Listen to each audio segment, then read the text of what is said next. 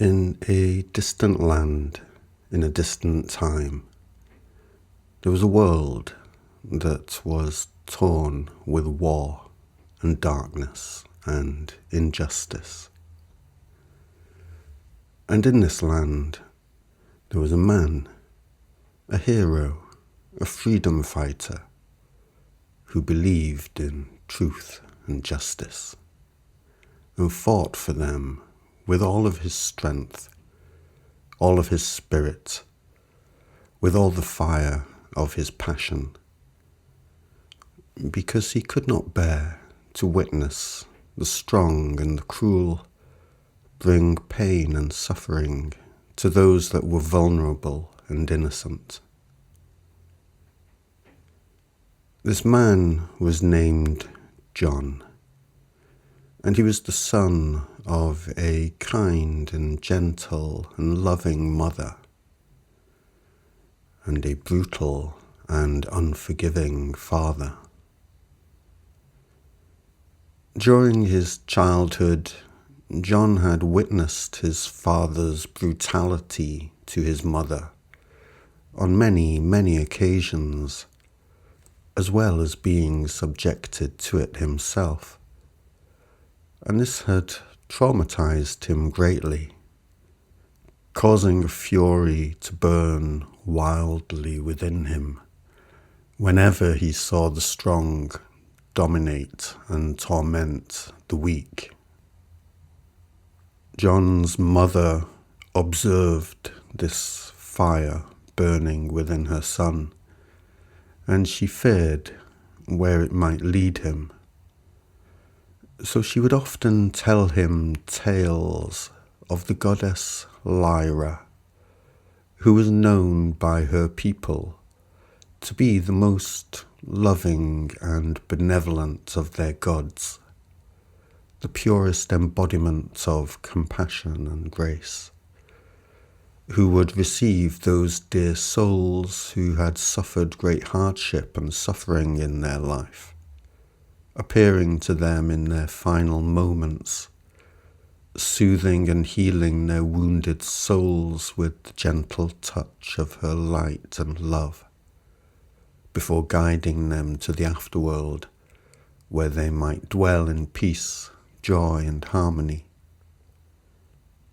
In the pantheon of their gods, Lyra was the goddess of the wounded child, and it was her great spirit that was said to watch over and protect all the children of the world.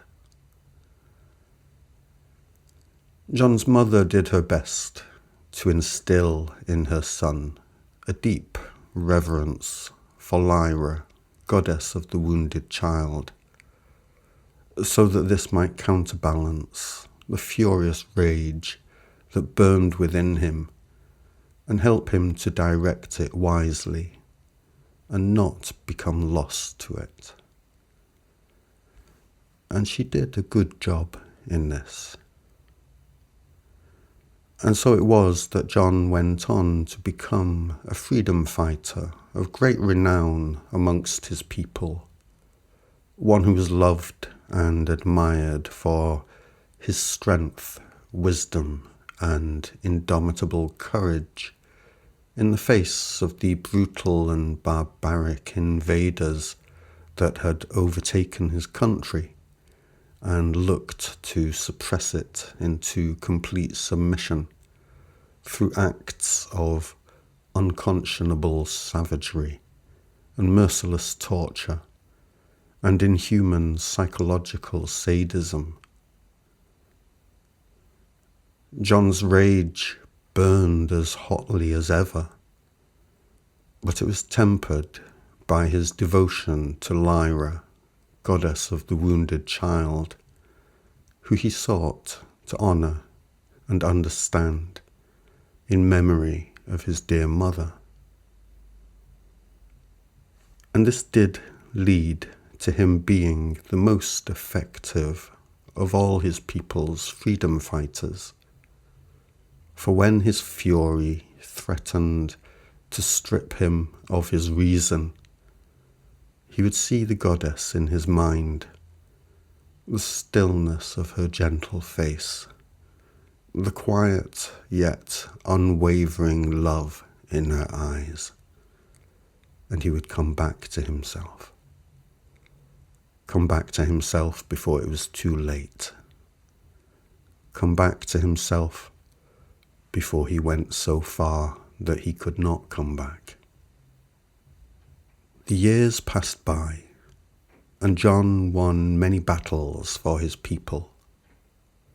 But the war was still not yet won, and his fury at the injustices of man still burned as strongly as ever.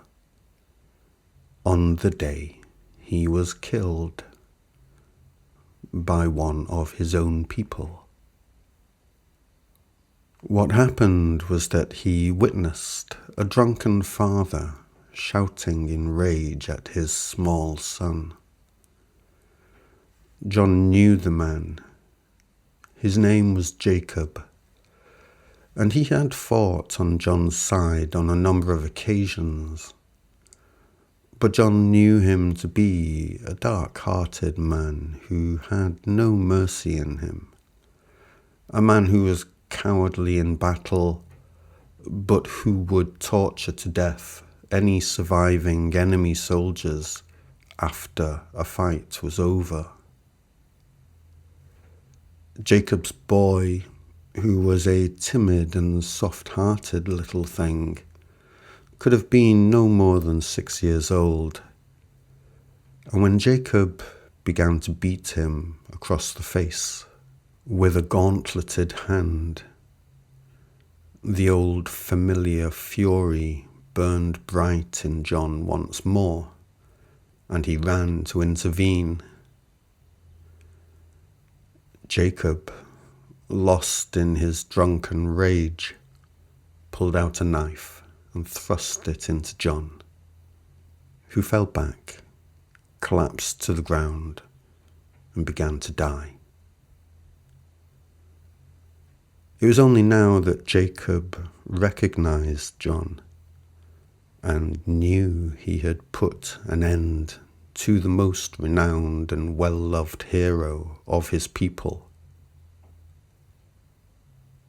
"Look at what you made me do," he screamed at his son, and then quickly dragged him away towards their home.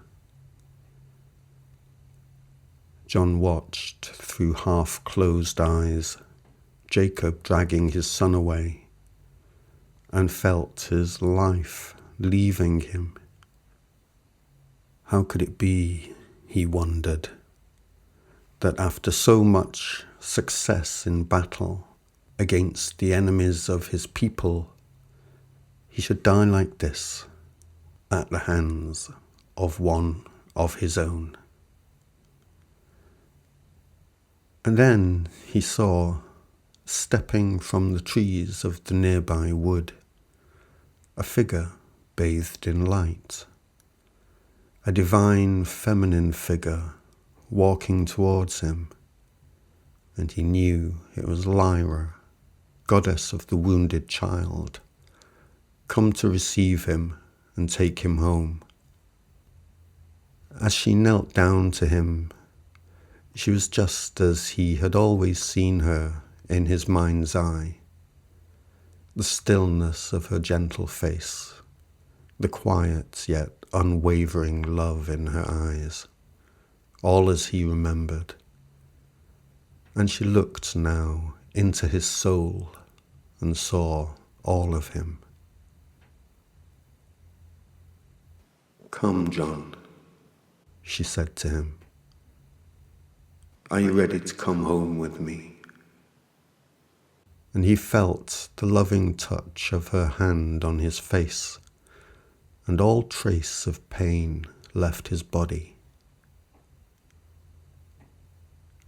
"Goddess Lyra," whispered John, "I don't think I am worthy. I have carried rage in my heart all my life long. I have fought for my people, but I have murdered our enemies. I am known as a hero, but I have failed just as much as I have succeeded. And even just now, I failed to protect that boy, just as I failed to protect my mother when she was alive. The goddess Lyra's eyes shone with love. Sweet John, be at peace. You are a child of eternity, and you have done your best, as we all do. And your mother waits for you now. We won't have it that you remain here as a shade, lost in your regrets. Then she placed her hand on his heart and spoke again. Tell me one thing that I may do that will remove the trouble from your soul, and it will be done. At the touch of Lyra's unconditional love, tears fell from John's eyes, and it was a moment before he was able to speak. Then he nodded in the direction Jacob had taken the boy. The child. I want to do something for him. Do something to make sure he's all right. The goddess Lyra smiled. That is a worthy request, she said. It will be done. The goddess Lyra rose to her feet, beckoning for John to do the same. As he did so, he left his body behind, where it lay unmoving on the ground, and stood before her in his astral form. We will go down to their home. They won't be able to see us, but we can see how things are going for the child. And then John and the goddess descended from the hill and entered into the home of Jacob, passing through the walls. And there they found Jacob and his son. And Jacob was screaming with a white-hot anger at the small child. The boy's face was covered with welts and scratches from the blows it had received from his father's gauntleted hand, and he whimpered pitifully, trying not to cry, trying not to anger his father anymore, but failing. John immediately stepped forward to restrain Jacob, but his astral hands passed right through the man. Lyra, said John in a broken voice. We cannot intervene physically, said the goddess. You must watch and wait for your moment.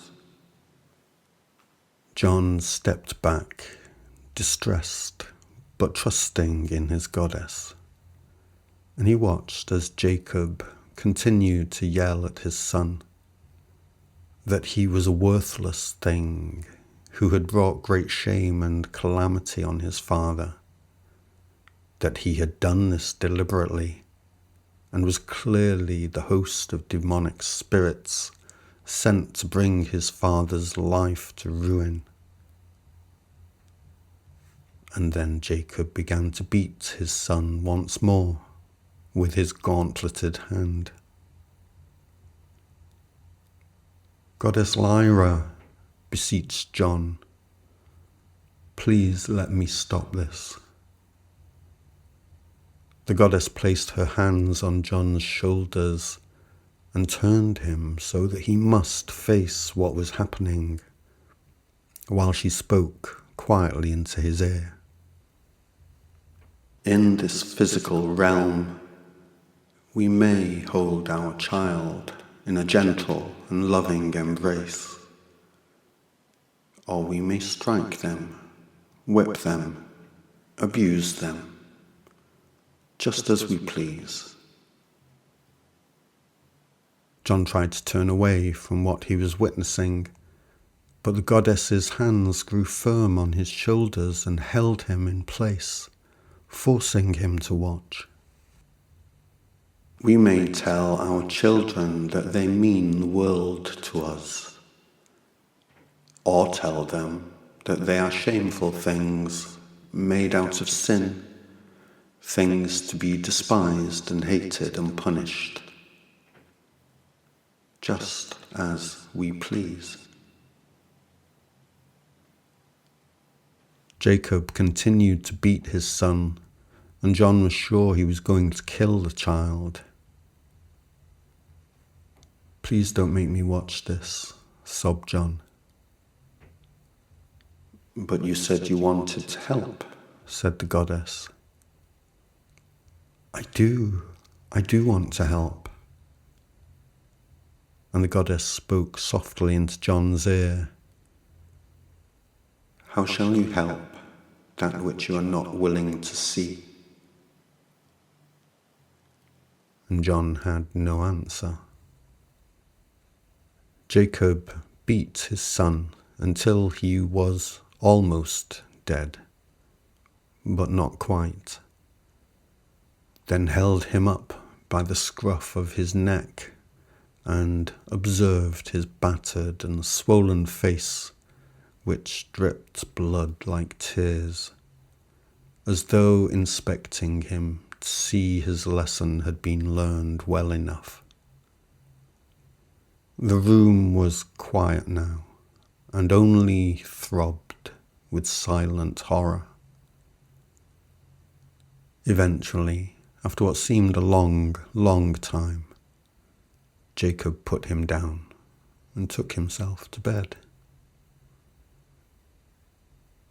More time passed, and John stood there gazing at the horribly wounded child, forcing himself to be the witness he didn't want to be. But when he turned his face to the goddess, he saw that she only had eyes for him. "I don't understand," he said quietly. But she only looked into his eyes and didn't answer. "You said you would let me help." She nodded. "Yes, I did. And so you will. But you cannot intervene in the physical. To help the child, we must move forward a few years into his future, to the moment of his death."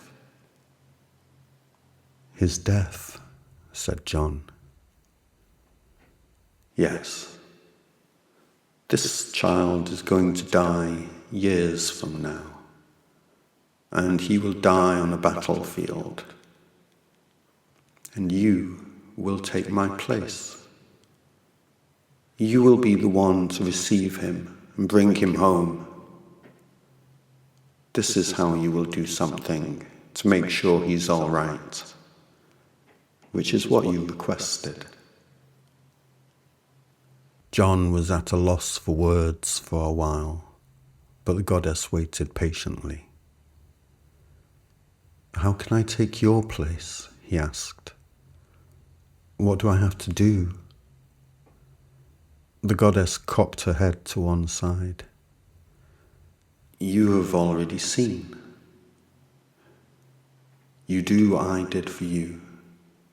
You look into his eyes with love.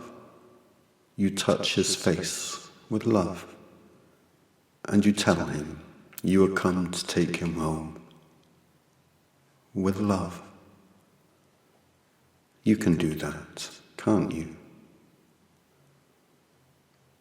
John absorbed these words and was not sure. Is that all I need to do? Is it that simple? The goddess smiled reassuringly. It is that simple.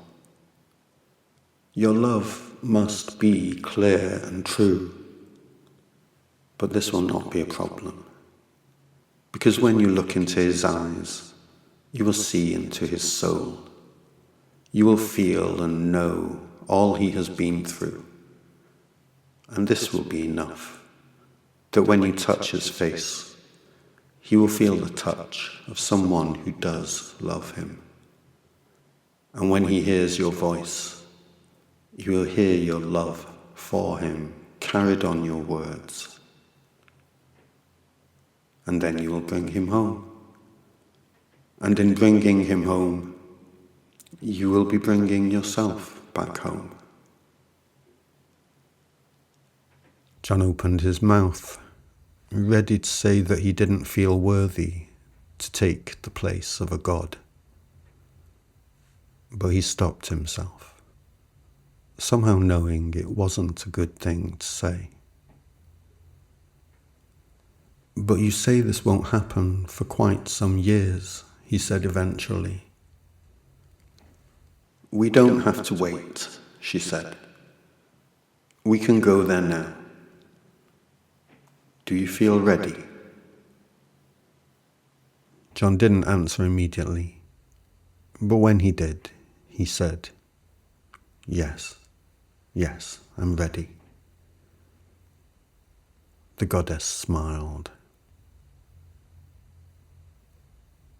They arrived at a relatively quiet corner of the battlefield. Fighters from both sides lay dead or dying here and there, but the main conflict was still underway off to the west. John looked about himself, immediately full of curiosity about how things were going for his side, and then suddenly felt quite disinterested in the question, almost as though he couldn't even remember what the fighting was all about in the first place. I suppose this is what comes of being dead, he thought to himself. Goddess Lyra was watching him. Where is he? John asked. She pointed. There he is. There was a man with 3 arrows in him, staggering slowly away from them. And even as John caught sight of him, he collapsed to his knees and fell forward onto his face. The man crawled forward a little, paused, as though to consider his options, and then turned himself over onto his back to die. The child, said John. The child, said Lyra. John looked at the goddess. Will you come with me? Lyra nodded. I will, but he will see only you. John nodded. Thank you. They walked over to the dying fighter. John knelt down by his side and looked into a face clenched and grimacing, eyes closed tight in pain. And John saw that it was not the child at all. It was Jacob. The world seemed to hold its breath suddenly. The sounds of distant battle became even more muted. John gazed down into the face of the man that had killed him. Jacob. Jacob the coward. Jacob, the torturer of prisoners. Jacob, the man who had abused his own child almost to death. Here lay Jacob, his face screwed up with the agony of his final moments. John gazed down at him, and the sight of Jacob's small son, face bloodied and swollen beyond recognition, filled his mind, fresh from only moments ago. And all that John felt within himself was a great void, one that was filled with the silent, aching horror of that moment, and the invisible throbbing of the lack of love. Only it was more than the lack of love. It was the very inversion of love. This void was thick with the smell and the flavour, the pulsing texture of the very denial of love, the antithesis of love, the damning to hell of love. In this memory, the air itself knew only the energy of the complete assertion of a malevolence so absolute and certain in its own potency that it knew nothing else could exist. John pivoted where he knelt to look up at Lyra. "The boy, where's the boy?" he asked, and his own voice seemed lost and meaningless in the endless open expanse of the void of the world. The goddess Lyra stood there looking down at him, as motionless as a statue. "The boy is dead," she said simply. "Jacob killed him." John stared at her as though all time had ended. "But the child. I was meant to be here for the child." Lyra regarded John, her face as still as ever. "Jacob is the child," she said. John's mouth hung slackly open. "I don't understand," he said eventually. "Jacob is the child, and you are here to bring him back home." John's mind fought for comprehension. "What are you doing to me?" he asked. The stillness in the eyes of the goddess seemed impenetrable to John. "I am Lyra, goddess of the wounded child." And her words, though quiet and soft, existed in the moment with all the reality of eternity, more real than anything else there. "This child is wounded, and he needs somebody to bring him back home."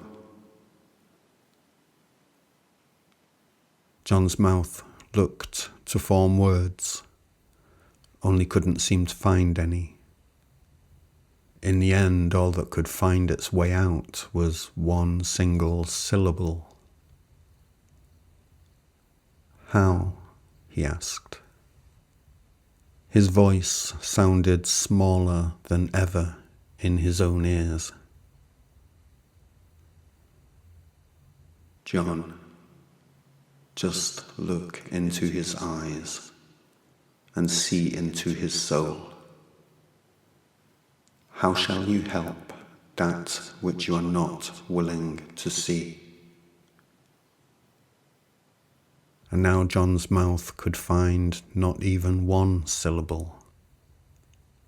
He gazed up at her long, until it became apparent to him that no more syllables were going to come, and that really there was nothing left in the universe for him to do. He turned back to Jacob. Jacob's eyes were still closed, and at the sight of this monstrous man, John felt the raging fire of his entire life come burning through every corner of his being, ready to eviscerate the creature lying before him, ready to expunge the very memory of him from the reality of existence. Something in the periphery of his vision caused him to look to the side, where he found Goddess Lyra had moved without motion to position herself so that she could observe what transpired between the two men clearly, with the implacable stillness of her gaze. But the fire within John was an undeniable inferno now, and it pulled him back to look upon the monster before him, where he found that Jacob's eyes were now open and fixed on him, and they were gleaming with a blackness that was a hatred beyond hate, as darkly intense as John's rage was bright. The sky above suddenly gave out a tremendous crack of thunder that caused the battling fighters to flinch in unison and look up, and they could scarcely bring themselves to return to their attempts to stick their swords in each other. Meanwhile, the goddess Lyra stood there as still as marble and watched John and Jacob staring at each other with gazes of such ferocious power, each man believed the other should be eradicated from existence, and not a shred of love was possible in the space between them. Lyra observed that Jacob died instantly, and it was the astral form of his demons that now boiled and bubbled blackly on the ground in front of John, like a cloud of living tar all set and ready to engulf him. But John was beyond reason now, and incapable of being afraid. He thrust out his hands as though to strangle his astral enemy, and found himself plunging into the blackness, first up to his shoulders, and then deeper, as he sought for the neck of the man that must be buried down in there somewhere. Deeper went John, and then deeper again, and it was impossible to tell whether Jacob's demons were successfully engulfing John in order to put out his fire forever, or it was John that was succeeding in diving into them to burn them up from the inside. And now the boiling cloud of Jacob's demonic possessors truly did look as though it were lit up by lightning from within, as John grasped towards its centre in search of the buried soul that surely must be found in its heart.